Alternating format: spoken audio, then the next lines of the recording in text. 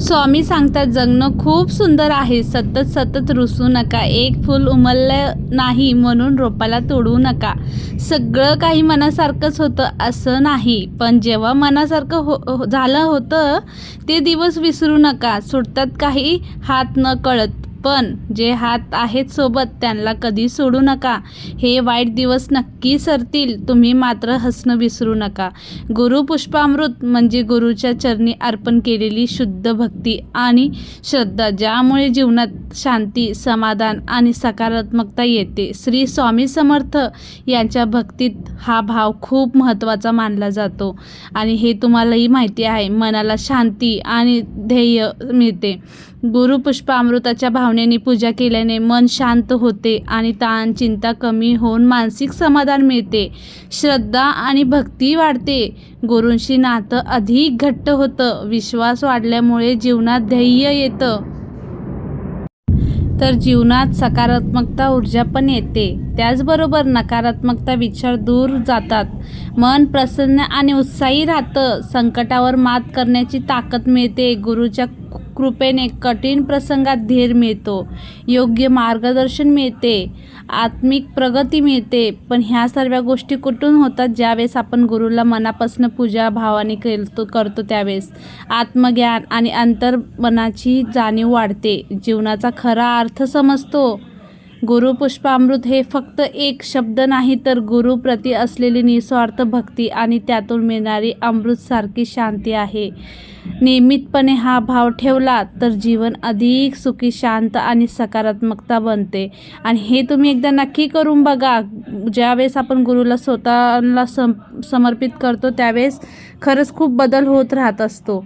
गुरु पुष्पामृत योग हा अत्यंत शुभ आणि पवित्र मुहूर्त मानला जातो. जेव्हा गुरुवार आणि पुष्प नक्षत्र एकत्र येतात, हा दिवस कोणताही शुभ कार्यासाठी सिद्ध मुहूर्त मानला जातो. म्हणूनच केवळ मुहूर्त काढण्याची गरजही नसते. गुरु हा आपण बृहस्पती म्हणूनही करत असतो बघा. हे ज्ञान, धर्म, धन आणि समृद्धीचे प्रतीक आहेत. पुष्प नक्षत्र हे सर्व नक्षत्रामध्ये सर्वात शुभ मानले जाते. या दोघींचाही संगमामुळे सकारात्मकता, ऊर्जा आणि यशाची शक्यता वाढते. नकारात्मकता विचार, वाद विवाद आपण टाळू शकतो. त्यावेळेस चुकीचे किंवा अनैतिक काम करू नये. ह्या दिवशी तुम्ही कोणालाही दुखावणारे बोल टाळा. म्हणजे कोणाचे मन दुखेल असं तुम्ही काहीच बोलू नका. जेवढं होईल तेवढं तुम्ही पॉझिटिव्ह बोलत चला. म्हणजे ह्या दिवसाचं तुम्हाला खरंच खूप चांगलं फळ पण मिळेल. त्यामुळे ना जेवढं होईल तेवढं सकारात्मकताच बोलायचा प्रयत्न करा दुसऱ्यांना पण. आणि त्याचबरोबर ह्याच्या मागे एक आध्यात्मिक महत्त्वसुद्धा आहे. या दिवशी केलेली प्रार्थना आणि जप अधिक प्रभावी मानली जाते. ह्यामुळे तुम्ही ह्या दिवशी जेवढं होईल तेवढं तुम्ही स्वामींना समर्पित करा. जेवढं होईल तेवढं जप करा. स्वामींचे सारामृत वाचा. म्हणजे जे जे तुम्हाला जमेल तेवढं तुम्ही करू शकता आणि ह्याचं तुम्हाला फळ नक्कीच मिळणार.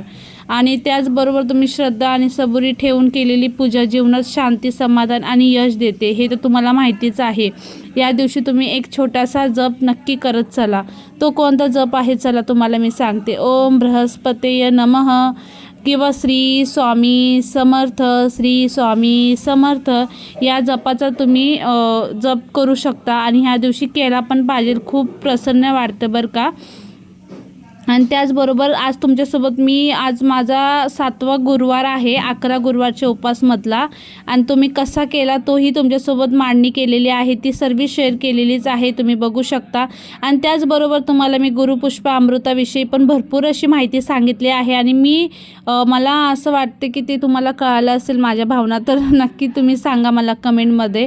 आणि त्याचबरोबर आता हे बघा, स्वामी काय म्हणतात, भिवू नकोस मी तुझ्या पाठीशी आहे. हे वाक्य वाचलं आणि ऐकलं तर ही स्वामी समर्थांची मूर्ती डोळ्यासमोर उभी राहते. श्री गुरुदत्तांचा अवतार मानण्यात येणारा स्वामी समर्थांचे अनेक भक्त आहेत. कर्म करत राहायचे, त्याचे फळ कधी ना कधीतरी मिळतेच. हे मानस स्वामींची भक्ती करण्यात लीन होणारे भक्त नेहमीच संकटातून तरतात असा विश्वास भक्तांना आहे, हे तर तुम्हाला माहितीच असेल. त्याचबरोबर आज मी हळदीचं लेपनसुद्धा केलेलं होतं आणि हळदीचं लेपन आपण का करतो ते तुम्हाला मी सांगते. वास्तुशास्त्रात अत्यंत शुभ मानले जाते. यामुळे घरात सकारात्मकता, ऊर्जा, सुख, समृद्धी आणि लक्ष्मीचा वास हा राहतो. त्यामुळे ना दर गुरुवारी तरी तुम्ही केलीच पाहिजे. आणि माझे दररोज किंवा गुरुवारी सकाळी उंबरठा स्वच्छ करून हळदीचे पाणी किंवा आपण ना हळदीचे लेपन करू शकतो. आणि हळदी, चंदन, त्याचबरोबर गोमूत्र, गुलाबजल हे सर्व टाकून आपण लेपन करू शकतात. त्याचबरोबर मग हे सर्व लावल्याने ना नकारात्मकता दूर होते, नकारात्मक शक्ती दूर राहतात ह्याच्याने आणि वास्तुदोष कमी होण्यास मदत पण होते. उंबरठ्यावर हळदीचे लेपन करण्याचे फायदे आणि पद्धत आणि तुम्हाला ते सांगते मी आता. नकारात्मकता दूर करते. उंबरठा हे घराचे कवच मानले जाते, हे तर तुम्हाला मान्यच असेल. त्यावर हळद लावल्याने वाईट दृष्टी आणि नकारात्मकता ऊर्जासुद्धा घरामध्ये प्रवेश करत नसतात, ते बाहेरच्या बाहेरच राहत असतात. त्याचबरोबर आज गुरुपुष्प अमृत योग आहे आणि आजच्या दिवशी आपल्याला लक्ष्मी देवीची भरपूर अशी लक्ष्मी देवी, नारायण देवाची आपल्याला भरपूर अशी हे करायला लागते, पूजा करायची असते. तर लक्ष्मी देवीला तर खूप जास्त असं प्रिय आहे हळदी. त्यामुळे ना हळदीचं लेपन हे आपण करायलाच पाहिजे. त्याच्याने ना धान्याची वृद्धी होते आणि हे तुम्हाला पण माहितीच असेल. आणि ह्या गोष्टी केल्या की खरंच इतकं प्रसन्न वाटतं ना घरात, खूप छान वाटतं बरं का. आणि मी पण आज मस्त अशी साधी सिंपल अशी बघा रांगोळी पण काढलेली आहे. आणि बाहेरून पण कोण येत आहेत आणि आपण सुद्धा येतोय ना, तरी पण आपल्याला पहिला इंटरेस्ट जे आपलं छान दिसलं ना तर कुणालाही वाटतं घरात. आणि त्यामुळे ना आपण असंच हळदीचं लेपन केलंच पाहिजे. आणि माझं गुरुवारी न चुकता होणारं रुटीन आहे हे. आणि गुरुवारी मी जे जे करते ते सर्व तुमच्यासोबत शेअर करत असते आणि मला तेवढ्यामध्येच खूप खूप छान वाटतं बरं का, ह्या गोष्टी सर्व तुमच्यासोबत शेअर केल्या की. त्यानंतर ना बरं मी धुपाचा सर्वीकडं वास म्हणजे पसरवून दिला, जेणेकरून जी पण निगेटिव्हिटी असेल ना, नकारात्मकता असेल ना, ती सर्व आपली बाहेर निघून जात असते. त्यामुळे ना असं धूप दीपाचा वास आपण चारीकडे कानाकोपऱ्यामध्ये केलाच पाहिजे. आणि त्यानंतर ना आता मी बघू शकता तुम्ही स्वामींना मुजरा केलेला आहे आणि झालेला आहे माझा. आणि आता इथं बघू शकता मस्त अशी माझी रांगोळी कशी वाटते तुम्हाला नक्की सांगा मला कमेंटमध्ये. तर चला बघा या तुम्ही पण मस्त असं.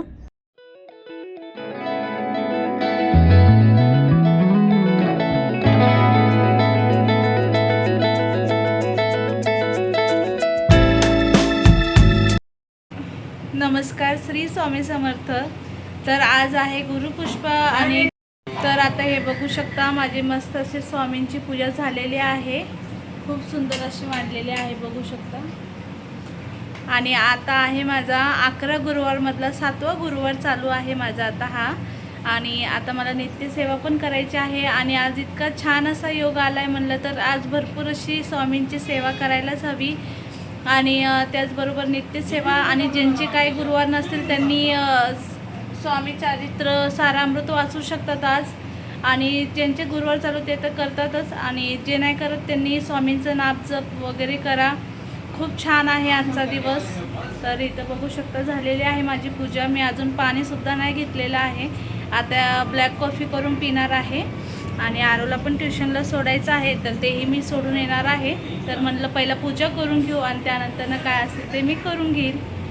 तर आता मी माझ्यासाठी ब्लॅक कॉफीसुद्धा केलेली. फक्त मी त्यात कॉफी आणि गरम पाणी टाकलेलं आहे, बाकी काहीच नाही. आणि मयंकला पण भूक लागलेली आहे आणि आरोला पण. मग मी त्यांना ना मस्त असं चिक्कू शेक बनवून देणार आहे. आणि त्यांनासुद्धा खूप आवडतं आणि तेवढंच फुल होतं नाही का. दूध बिस्किटपेक्षा तर हे सर्वात बेटर आहे नाही का ऑप्शन. आणि मी त्यांना तसंच बनाना असलं की बनाना शेक बनवते, चिक्कू असला की चिक्कू शेक असं म्हणजे बनवून देत असते. आणि त्यांनासुद्धा खूप आवडतं आणि आवडीने पितातसुद्धा ते पोरं. तर मस्त. तर मी आंघोळीच्या पहिलाच कपडे वगैरे धुवून घेतले होते. तर आता ते सुकवते. आता 9 वाजत आलेले आहेत. आरोला पण ट्युशनला सोडून यायचं आहे आणि त्यानंतर मग मी बसेल आपलं सारामृत वाचायला.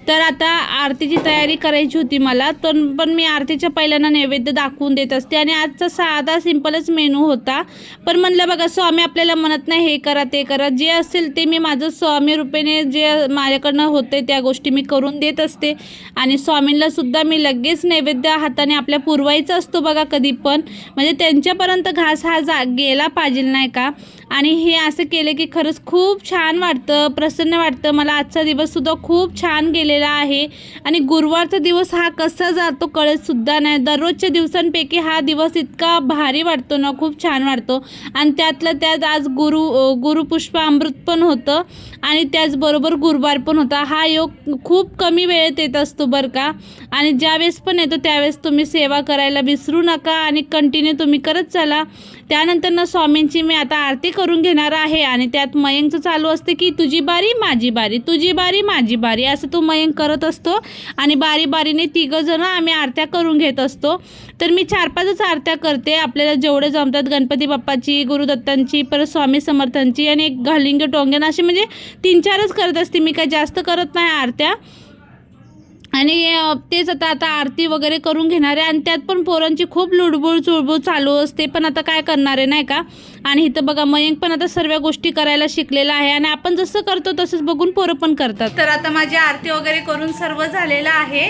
आणि आता मी जेवण वगैरे करणार आहे. तोपर्यंत आता मी ही साडी चेंज करणार आहे, कारण की ना प्रचंड प्रमाणात गरम होतं आहे, खूप गरम होतं आहे. तर चला पहिला साडी वगैरे चेंज करते आणि त्यानंतर तुमच्याशी भेटते लास्ट. तर जेवण तर खूपच मस्त झालेलं आजचा. कसं वाटतोय नक्की सांगा मला कमेंटमध्ये. तर माझे कपडे वगैरे पण चेंज करून झालेले आहेत आणि आता आम्ही जेवायला बसलेलो आहे. जेवण कसं झालं आरो मयंक? मस्त झालंय मयंक, तुला आवडलं? तर असो, चला आजचा व्हिडिओ मी इथेच करते. आणि तुम्हाला व्हिडिओ कसा वाटला नक्की सांगा आणि कमेंटमध्ये श्री स्वामी समर्थ लिहायला विसरू नका. तर भेटूया उद्या एका नवीन व्हिडिओमध्ये. तर बाय, टेक केअर, काळजी घ्या.